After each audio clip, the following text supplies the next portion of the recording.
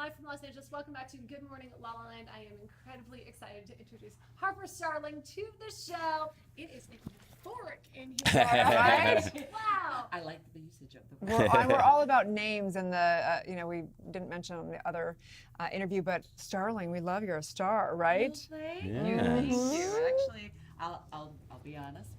That's my stage name. The reason I came up with it, I really wanted something unique to stand out. Harper, I got from Harper Lee, To Kill a Mockingbird. I love to read. I think it's a really great outlet for anybody. And Starling, I didn't actually realize was a bird. For someone that reads, I would have thought that. But my Grammy calls everyone her darlings. And I'm very into the stars, so I meshed the two, and not a single person has that name. Yes.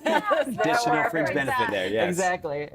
You've had an incredible amount of success, with Thank you. Euphoria as a Billboard recording artist. Tell us a little bit about your journey as a musician. Yeah, well, so one thing to know about me, I actually did not start in the music industry. I went to school for physical therapy.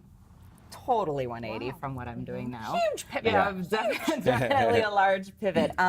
So I got my undergrad in kinesiology, was about a year and a half away from my doctorate degree, and I had the grades. I pretty much had a job all lined up, ready to go.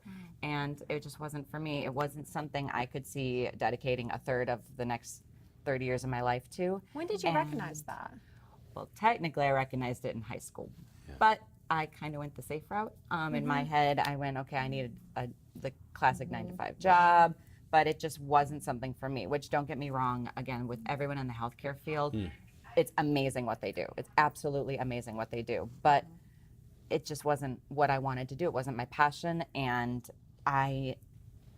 music has always been an outlet for me.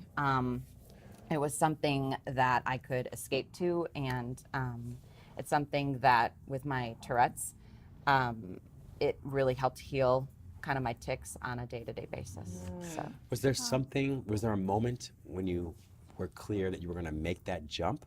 Like, was something that happened, or? Yes. Yeah. Yes, there was. And it might be a little graphic to some viewers, but so I was a rehab aide at Children's Hospital, and I absolutely love Children's Hospital. I knew if I was going to do physical therapy, I wanted to work with pediatrics. I've been a nanny. I worked in a daycare.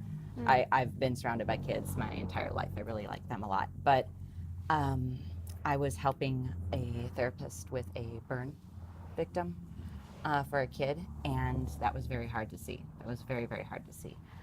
And something in my head went, okay, I can't do this type of work, but I still want to do something that makes a difference and that means something for children, for adults, for anybody. And so in my head, I went, okay, what can I do? And I knew in my heart, I knew it was music. So I finally decided to make that jump, and I got very, very lucky that I had a wonderful family that supported my dream. Wow. We're so happy you made that choice. And so how's that translate into your lyrics? How are you bringing that? Because obviously music is so powerful for all of our lives, and it sounds like you literally are bringing those into your lyrics. So tell us a little bit about that. Well, for me, I always want to make sure, first and foremost, that my music has a message, that it is making a difference. It's not just the whole, which, we all like it, the party and woo, jump up and everything, but for me, ones that have touched my life and that have changed me are ones that actually have a message. And Euphoria really parallels what I've gone through and the struggles I've had, which essentially is about letting go of your fears and any worries and really embracing who you are and what your passion is. And obviously that's something I went through a couple of years ago. So the fact that that was kind of my debut single, so to speak, and it hit #1, that was just everything to me. I know, I went, okay. Well, and you're surrounded by very talented teams. I mean, teams that have worked with pop artists, Britney Spears, Justin Bieber. Tell us about how who you're working with and how you're building your empire. Well, I co-wrote Euphoria with Cassia Livingston, who did write for Britney Spears, the Pussycat Dolls, Jessie J, Florida even. So it was absolutely an honor that she wanted to work with me on this, and I am currently working with Carlos Beatty from the Jackie's Boys, who has written a lot of Justin Bieber hits, which is going to be my next single. Throwing that out there. Talk about the power of community, though, right? Because, Yes. you know, it is important the people you're surrounding yourself with. And absolutely, that was one big thing moving out here because I'm born and raised in Milwaukee, Wisconsin. I'm a cheesehead through and through. Shout out to Wisconsin out there. But I have met so many wonderful artists, so many great producers, people that really strengthen who I am as an artist, who I am as an individual, and have really surrounded me with love and compassion, and I've been very, very blessed with that. Nice. so what's next for you, Harper? Well, I definitely have a single that will be coming out sooner versus later. Yeah. What's the title? Do we know? It's called One Call Away. Okay. I'm very, very excited about that. It's slightly still in the dance realm. It's got a little bit of urban tropical flavor to it, which I really, really like. And I've got an EP coming out in the future as well. So How fun. I know. Congratulations. I'm so excited. I've been so Right? blessed with everything out Thank here. goodness you followed your dreams. I right? know. It was really hard too because again with just a quick thing with my backstory, I have Tourette's, and for those that aren't aware of that watching, it's involuntary tics. So if you ever see me doing kind of weird facial expressions, I just have no control of it. And as a little kid, that was really a struggle. I definitely got bullied a bit, very verbal, you know, things that were said, and that takes a toll. And for me, I noticed when I was dancing and when I was singing, that was when the tics went away. I thank you. I'm not going to question why that is. I just knew it was a blessing in disguise. And Wow. It's profound to me. You know, one of my favorite basketball players of all time, Chris Jackson, he played for LSU. He had Tourette's, and it made him, it's interesting, because when he was playing basketball, the tics would go away, but when he would practice, sometimes it wouldn't.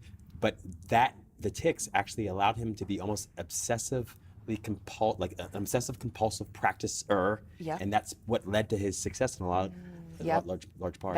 That's great that you bring that up because that is very true. When I'm practicing sometimes for singing and dancing as opposed to actually being on a stage or really in performance mode, I still get the tics. And so at first for something that I thought was a detriment and something that I was embarrassed about and something that I was really scared to have because I didn't understand what was going on with my body, it ended up leading me to where I am today, where I'm inspiring others, where I actually get to do what I love to do. So Beautiful. Oh, so profound.